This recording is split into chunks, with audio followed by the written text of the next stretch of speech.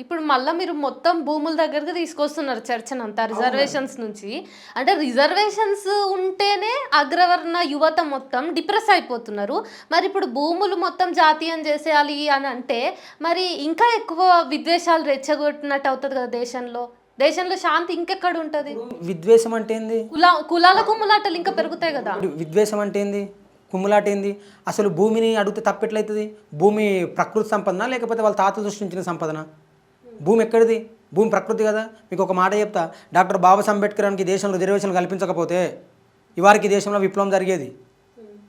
కేవలం రిజర్వేషన్లు ఈ కింది వర్గాల వాళ్ళకు ఒక దారి చూపెట్టి ఆపినాయి తప్ప అసలు మాకు మెజార్టీ రిజర్వేషన్ మాకు ఉపయోగం పల్లె. కేవలం మేము చదువుకొని ఒక ఉద్యోగం చేసుకోవాలి. ఉద్యోగం చేసుకుని మాకు ఎన్ని వస్తాయి? నెలకు 60,000 వస్తాయి. ఒక వ్యక్తి జీవితాన్ని ఎన్ని సంపాదిస్తాడు? 60,000 వేసుకుంటే ఒక 2 కోట్లు సంపాదించవచ్చు. మరి కోకాపేటలో ఎకరా భూమి వాల్యూ ఎంత? 1000 కోట్లు. చెప్పండి, సంపద ఎవరి దగ్గర ఉంది? సంపద వాళ్ళ దగ్గర ఉందా? సంపద మా దగ్గర ఉందా? కానీ మరి ఇప్పుడు మళ్ళా దళిత విషయంకి వస్తే ఎస్సీ ఎస్టీలలో చాలామంది తొలితరంలో వాళ్ళు రిజర్వేషన్ ఉపయోగించుకొని మంచిగా స్థిరపడ్డ వాళ్ళు ఉన్నారు. ఎస్సీలలో ఐఏఎస్లు ఉన్నారు, ఐపీఎస్లు ఉన్నారు, పెద్ద పెద్ద రాజకీయ నాయకులు కూడా ఉన్నారు. మరి వాళ్ళు ఒకసారి రిజర్వేషన్ ఫలాలను అనుభవించిన తర్వాత వాళ్ళు అందులోంచి బయటకు వచ్చి వాళ్ళ తరం వాళ్ళని వాళ్ళు అంటే సొంత కష్టంతో కష్టార్జితంతో పెంచుకొని ఆ రిజర్వేషన్ని ఇంకొక నార్మల్ ఎవరైతే కింది స్థాయిలో ఉన్నాడో ఆ దళితులకు ఇవ్వచ్చు కదా.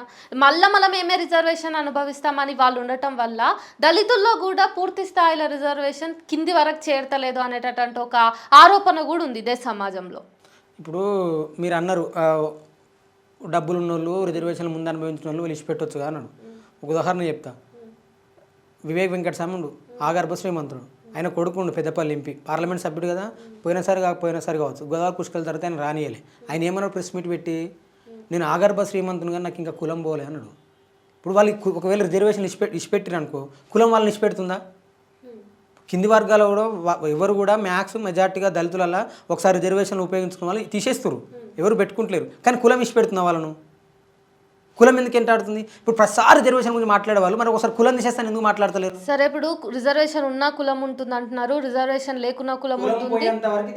డబ్బులు ఉన్నా లేకపోయినా రిజర్వేషన్ కులం ఉంటుంది అంటున్నారు. డబ్బులు ఉన్నా కానీ కులం ఉంటుంది. మరి కులాన్ని పోగొట్టాలంటే ఏం చేయాలో చెప్పండి. కులాన్ని పోగొట్టాలంటే మతాన్ని పోగొట్టాలి. కులం ఎట్లా పుట్టింది? ఏ మతంలో పుట్టింది కులం? హిందూ మతంలో భాగం కదా. హిందూ మతం గురించి మాట్లాడగా ప్రతిసారి రిజర్వేషన్ మాట్లాడతారు. ఇప్పుడు మనం హిందూ మతం గురించి మాట్లాడితే మనము యాంటీ నేషనల్ అవుతాం. కానీ ఇప్పుడు హిందూ మతాన్ని మోస్తున్నదే ఎస్సీ ఎస్టీలు కదా ఎక్కువ శాతం. ఏమని చెప్తున్నాం? ఎందుకు మోస్తున్నారు? మార్క్స్ ఏమన్నాడు? మతం ఒక మతమందా అన్నాడు. మనకు వాళ్ళు తెలియదు కదా. అలిశెట్టి ప్రభాకర్ ఏమంటాడు? జనారణ్యంలో పెంచి పోషించబడే మతం పులి, దానికి ఆకలైనప్పుడు నువ్వో నేను కథం అని చెప్పిండు. ఇప్పుడు నరేంద్ర మోడీ, అమిత్ షా, ఆర్ఎస్ఎస్ ఆ పులి అనే మతాన్ని పెంచి పోషిస్తారు. వాళ్ళకి అవకాశం ఉన్నప్పుడు ఆ పులి ఏం చేస్తుంది? ఏదో ఒక వర్గాన్ని తింటుంది. ఇప్పుడు ఎన్ని వర్గాల మీద దాడి తినలేదు చెప్పండి. ఇప్పుడు అగ్రవర్ణ యువతకి రిజర్వేషన్సే మా శత్రువులు, రిజర్వేషన్స్ వల్లే మాకు నష్టం అనే సోయి వాళ్ళు కలిగించుకుంటున్నారు. అది కరెక్టా తప్ప అనేది పక్కన పెడితే, కానీ ఎందుకు మరి దళిత యువత మతం అనేది మమ్మల్ని మింగేసే పులి అని చెప్పేసి వాళ్ళు గ్రహించకుండా మతానికి సంబంధించిన నినాదాల్లో ఆ విద్వేష కుట్రల్లో వీళ్ళే ఎందుకు ఎప్పుడు సమాధవుతున్నారు? అందుకే మేము ఏమంటున్నామంటే మా యువకులు మనసులు మా వాళ్ళే, కానీ వాళ్ళ మెదడు మాది కాదు. వాళ్ళ మెదడు బ్రాహ్మణంతో నింపిరు కాబట్టి వాళ్ళకి ఏం గుర్తొస్తుంది? మతమే గుర్తొస్తుంది. ఇప్పుడు నా మీద తెల్లారలేసే కావచ్చు, నీ మీద కావచ్చు, ఎవరి మీద కామెంటర్స్ అంతే ఎవరు? అప్పర్ కమ్యూనిటీ వాళ్ళ, మన వర్గాల వాళ్ళకి తెలియదు కదా. తెలియకనే తెలుసుకున్న రోజు వాళ్ళు బయటకు వస్తారు కదా. బయటికి రావాలని కదా మన లాంటి వాళ్ళు ప్రతిసారి మాట్లాడేది. చెప్పు వేలాది మంది ఇప్పుడు మన జెండాలు కావచ్చు, మన పార్టీ నినాదాలు కావచ్చు, ఎవరు మోస్తురు? మన వాళ్ళే మోస్తురు కదా. వాళ్ళు మోస్తురా? మరి మన వాళ్ళు బయటకు వస్తున్నాయి కదా తెలుసుకోవాల్సింది. మన వాళ్ళు బయటకు వచ్చిన రోజు వాళ్ళకు నిజాన్ని తెలుసుకున్న రోజు వాళ్ళేంది మనం ఏందని అప్పుడు తెలుస్తా. అంతవరకు దాకా మన వాళ్ళు వాళ్ళ భక్తులే ఉంటారు. సరే, ఇప్పుడు మన వాళ్ళు అని మీరు అంటున్నారు. సరే, దళితులకి కులం అనేది పోయి ఆ స్పృహ పోయి లేకపోతే ఈ విద్వేషాలని వాళ్ళు రియలైజ్ అవ్వాలంటే ఏం చేయొచ్చు? ఇప్పుడు వాళ్ళు రియలైజ్ కావాలంటే దానికి కొద్దిగా టైం పడుతుంది. ఇప్పుడు మొన్న జంజీ చూసిరు సిజేపీ. అసలు ఒక పార్టీ అంత పెద్ద మీటింగ్ పెట్టాలంటే కొన్ని లక్షలు కొన్ని కోట్లు ఖర్చు పెడుతుంది. మరి ఎందుకు వాళ్ళు స్వచ్ఛందంగా వచ్చారు? ఏది కూడా కాలము తనకు అనుకున్నప్పుడు ఖచ్చితంగా వీళ్ళంతా జ్ఞానవంతులు అయినప్పుడు ఖచ్చితంగా వాళ్ళ మీద తిరుగుబాటు చేస్తారు. ఇప్పుడు కులం అనేది ఇన్ని సంవత్సరం ఎట్లుండే, ఇప్పుడు కొద్దిగా రూపాంతరం చెందింది కదా. ఇప్పుడు కులం ఏమైపోయింది? ఇంటి గోడలకు వచ్చింది. ఇంట్లో గోడలకు రాసుకుంటారు కదా ఎస్సీ ఎస్టీలకు ఇయ్యమని. మా వాళ్ళు అవన్నీ తెలుసుకోవాలి. అవన్నీ తెలిసిన రోజు ఖచ్చితంగా ఏందనేది బయటపడుతుంది. అంతవరకు దాకా మా వాళ్ళు మతం మాది ఇప్పుడు కాదు కదా, కొన్ని వేల సంవత్సరాల నుంచి మత్తులు ఉన్నారు కదా మా వాళ్ళంతా. బ్రాహ్మణిజాన్ని మోస్తుంది ఎవరు? మేమే కదా. ఎస్సీలు ఎస్టీలు బీసీలే కదా బ్రాహ్మణిజం మోసేది. బ్రాహ్మణిజాన్ని పునాది ఏది? మతం కదా, హిందూ మతం కదా.